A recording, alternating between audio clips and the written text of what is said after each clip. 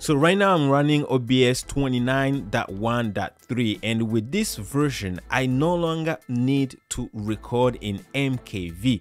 Back in the day I used to record in MKV and then remax into MP3, and the reason was if you recorded in MP3 and something happened in the middle of recording, you would risk losing, actually you would lose your entire recording. So you could be recording for 50 minutes, something happens, and then you would lose the entire recording, which was a disaster. Not anymore. With the new OBS version, now we have what's called fragmented MP4 recording, which allows you to record in MP4, so you wouldn't have to do the MKV thing, because when you record in MKV you have to record one file and then remax it, and then you end up having two files same size, and then on the top of that you have to do the extra task maybe of deleting the old MKV file after remaxing to MP3, or you keep both files, which is gonna fill up your hard drive super fast. So now we have MP4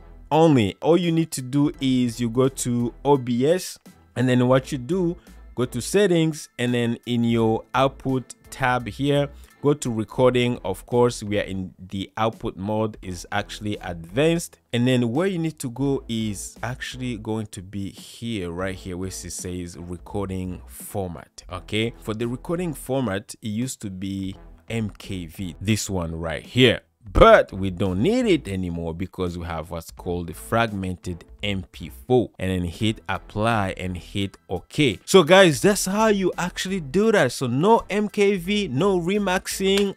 I am surprised because the remaxing option is still available in OBS. I don't know what's the point, but I can assure you that you can now record in MP4 and you would be safe. If something was to happen, you wouldn't lose your recording. However, that may not be enough. If you want to get high quality recordings, you need to know the best settings to get the best out of OBS. Of course, I have a video that I recorded entirely showing you the best settings using the latest OBS version, and it's gonna be linked right here. So make sure you check it out, and I'll see you there.